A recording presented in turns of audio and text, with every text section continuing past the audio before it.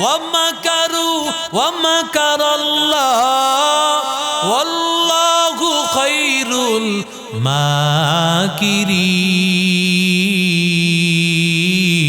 माकिरीन। हकीकत से तो दुनिया बेखबर है, दुनिया की नुमाइश पर नजर है। नमी गोयम के अज दुनिया जुदा बास बहर कारे के बासी बा खुदा बास।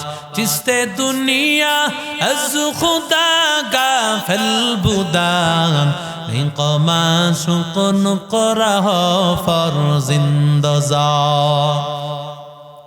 এখন তো আমানত আমাদের মধ্যে নাই। নবী বলেন লা ঈমান লিমান লা আমানাত আলাহ, যার আমানত নাই তার ঈমান নাই। রহমাতুল লিল আলামিনের কাছে এক সাহাবী আসিয়া বলেন পয়গম্বর মাতাস সাআতু ইয়া রাসূলুল্লাহ, কখন কিয়ামত হবে?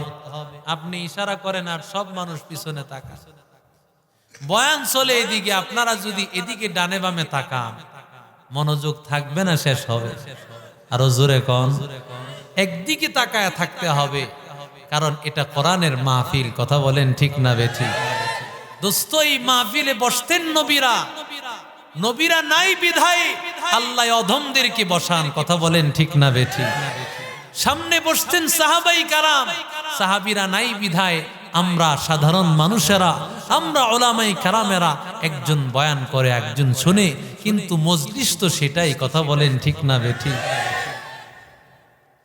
এরে নবীর আশিক উম্মতের দল, সাহাবীদের সামনে নবী বয়ান করতেছেন। এমন সময় এক গ্রাম্য সাহাবী বলেন মাতাস সাআতু ইয়া রাসূলুল্লাহ, কখন কিয়ামত হবে পয়গম্বর? নবীজি কথা চালায় গেলেন। আল্লাহর নবী মনে মনে রাগ, এই জন্য নবী হয়তো জবাব দেন নাই, অথবা নবী কথাটা শোনেন নাই। সাহাবী আবার অন্য সাহাবীরা বলতেছেন পয়গম্বর লোকটা জিজ্ঞাসা করেছে কখন কিয়ামত হবে। নবী আবার ডাক দিয়া কয় ইজা যুইয়াতিল আমানাতু ফান্তাজিরিস সাআ, যখন আমানতের খেয়ানত হবে তখন কিয়ামত হবে। সাহাবায়ে কারাম জিজ্ঞাসা করল পয়গম্বর কাইফা যুইয়াতিল আমানাতু ইয়া রাসূলুল্লাহ, ওগো পয়গম্বর কিভাবে আমানতের খেয়ানত হয়? নবী ডাক দিয়া কয় ইদা উসিদাল আমরু ইলা গায়রি আহলি, অযোগ্য ব্যক্তিকে যদি দায়িত্ব দেওয়া হয় ফান্তাজিরিস সাআ, তুমি মনে করবা এটাই কিয়ামতের আলামত। লিখতে জানে না, কোরআন পড়তে জানে না, তারাই আজকে সমাজের নেতা। ঠিক কি না বলো? তুকু যাও সুন্নতে আহমদ, তুকু যা বা মুহাম্মদ কই বুয়াদ নিসবত তোরা কানে শাইত মি কুনি নামত ওয়ালি গরওয়ালি লানতাস্তাই বরওয়ালি হম সুরাতো হম সিরাতে মুস্তাফা দর তমামি হালে কুন্নিত इत्तिबा सुन्नते खैरुल बशार हीरे लाजिम ताबयाबी ए पेशार।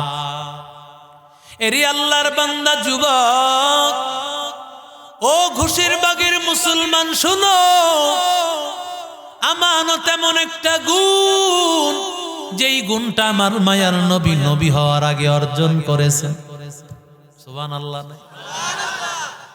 আমার নবীকে কাফের বেঈমানের দল সবাই আমার নবীকে আল আমিন বলতো। কেমন নবী আমানত ধারে ভাই, কাফের আবু জাহেলের দল করত, আবু লাহাব উতবা সাইবার দল করত, কিন্তু মাল সিরিয়ায় তারা ব্যবসা করার জন্য যাইতো, সামদেশে ব্যবসা করার জন্য যাইতো। ব্যবসা করার পর মাল যা হইতো, টাকা পয়সা যা হইতো, টাকা পয়সাগুলো বিবির কাছে রাখতো না, সন্তানের কাছেও না, বন্ধু বান্ধবের কাছেও না, বরং টাকাগুলো নিয়া রহমাতুল লিল আলামিন মদিনাওয়ালা নবীর কাছে রেখে দিত। ইমামুল আউয়ালিন আল আখিরিন ভরে সদকা রহমাতাল লিল আলামিন সাইয়্যিদুল কাউনাইন খাতমুল মুরসালিন আখিরামদ বুদে ফখরুল আউয়ালিন শুদ্ধ ওয়াজুদাস রহমাতাল লিল আলামিন মসজিদে ও শুদ্ধ হামারু ये जमीन मंबाउल फत बने और मादने शफकत बने सारे आलम के लिए पैगंबरी रहमत बने वमा अरसलनाका इल्ला रहमतल लिल आलमीन।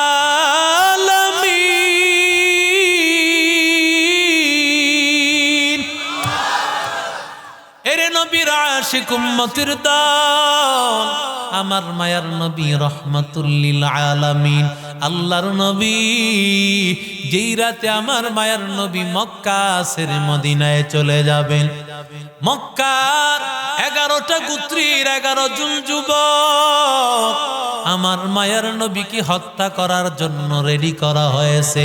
11 গোত্রের 11 জন যুবক পয়গম্বরকে মারবে। হাশিমি গোত্রের লোকেরা 11 গোত্রের বিরুদ্ধে লড়াই করতে পারবে না। এরি আল্লাহর বান্দা যুবক রহমাতুল লিল আলামিনকে ঘেরাও করিয়া দেয়। আমার মায়ার নবী ঘরের মধ্যে আছেন, এমন সময় হযরত আলীকে ডাক দিলেন, ও আলী, আমার কাছে মক্কার বহু মানুষের মাল। রাওয়ায়াতের মধ্যে আসছে বান্দা ওই সময়ও নবীর কাছে মক্কার লিডার এমন 40 জনের মাল আমার নবীর কাছে আছে। আরো জোরে কোন। অথচ নবীকে মারার জন্য ঘর ঘেরাও করে ফেলেছে। এরই আল্লাহর বান্দা যুবক নবী মরার পরে মালের কি হালত হবে খবর নাই, কিন্তু না, কাফেরদের কোনো চিন্তা নাই। ওরা জানে মুহাম্মদ মরে যাবে কিন্তু আমাদের মাল কিছু হবে না। আল্লাহর নবী ডাক দিয়া কে, ও আলী, মালগুলো সকাল বেলায় পৌঁছাইয়া দিও। হযরত আলী বলেন, জিন্দেগিতে কোনো রাত আমি এতটা নিশ্চিন্তে ঘুমাতে পারি নাই।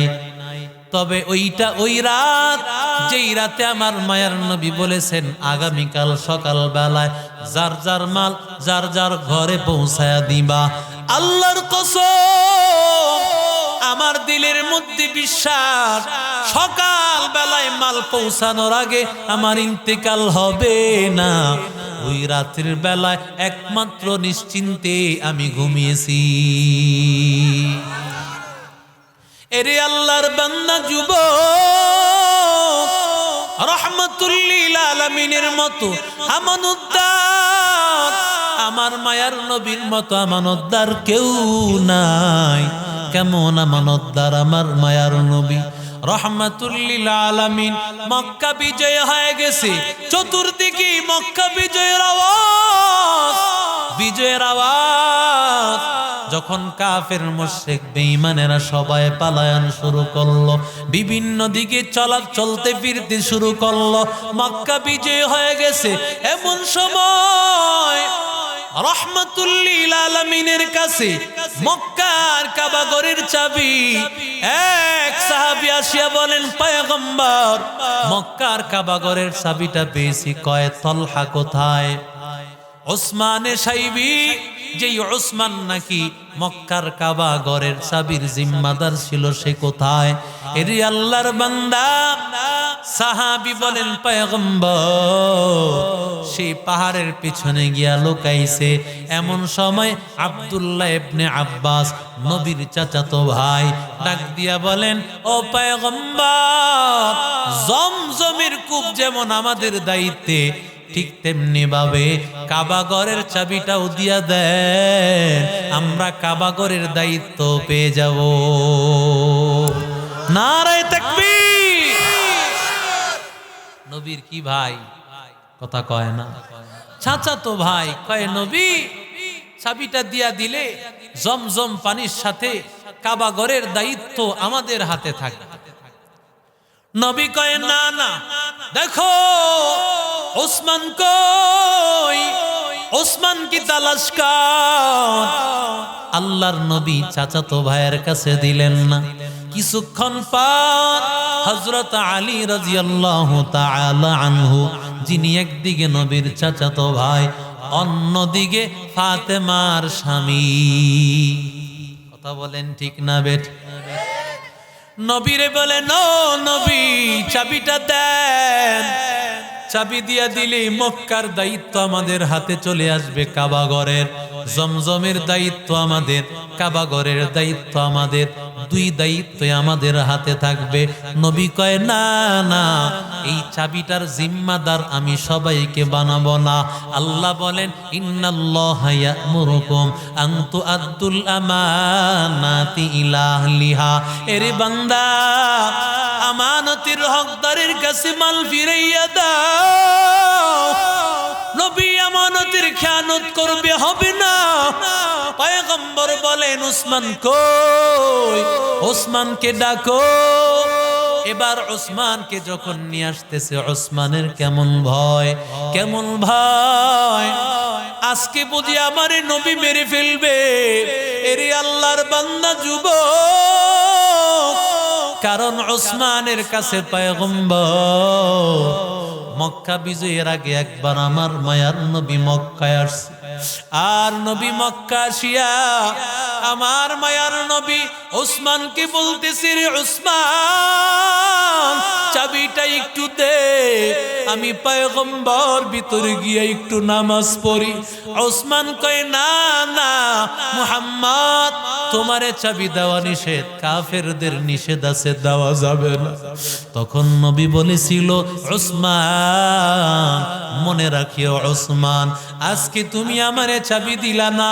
ও ওসমান ভালো করে শুনো, একদিন এই চাবি আমি মুহাম্মাদুর রাসূলুল্লাহর হাতে আসবে, আমি নবী যারে চাইবো তারে দিয়া দিতে পারবো। নবীর কাছে হাজির, কেমন ভয়, না জানি আমার মায়ার নবী আজকে আমারে মারিয়া ফেলে।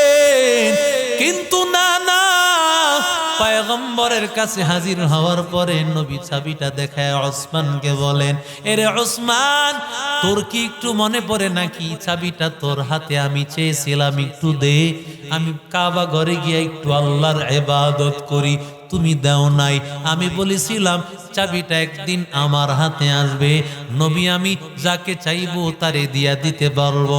এরে আল্লাহর বান্দা, এরে নবীর আশিক উম্মতের দল, নবী ডাক দিয়া কয়, রে ওসমান, এই চাবিটা যেহেতু তুমি কাবা ঘরের জিম্মাদার সব সময় ছিলা, সুতরাং কাবা ঘরের কোথায় কি আছে তুমি ভালো জানো, এই কাবা ঘরের হক তুমি ভালো বুঝো, তাই আমি তোমার হাতেই চাবিটা দিয়ে দিলাম। নারায়ে তাকবীর। ওসমান ডাক দিয়া বলে, ও নবী, ও পয়গম্বর, নবী গো, যেদিন আপনি বলেছিলেন পয়গম্বর এই চাবি একদিন আমার হাতে আসবে, ওই দিনই আমি বিশ্বাস করেছিলাম, কারণ নবী আপনার জবানের কথা মিথ্যা হয় না। ওয়ামা ইয়ানতিকু আনিল হাওয়া ইন হুয়া ইল্লা ওয়াহয়ু ইউহা। নবী আপনি তো নিজের থেকে কথা বলেন না, সব কথা আল্লাহর থেকে বলেন। সুতরাং আমার বিশ্বাস তখনই হয়েছিল, কিন্তু তখন মুসলমান হই নাই। কারণ আমি এমন সময় মুসলমান হব, মানুষ মনে করবে হয়তো আমি চাপে পড়িয়া মুসলমান হয়েছি। যেহেতু আমার কোনো চিন্তা নাই, এখন আমি আপনার সামনে পড়তেছি লা ইলাহা ইল্লাল্লাহু মুহাম্মাদুর রাসূলুল্লাহ। এরে নবীর আশিক উম্মতের দল, এরে আল্লাহর বান্দা যুবক, আজকে আমানতের মাল দিতে চাও না? সাহাবাই কারামরা তো এমন ছিল, সাহাবাই কারামরা আমানতের মাল দেওয়ার জন্য কতটা পাগল ছিল। এক আল্লাহর বান্দা সাহাবী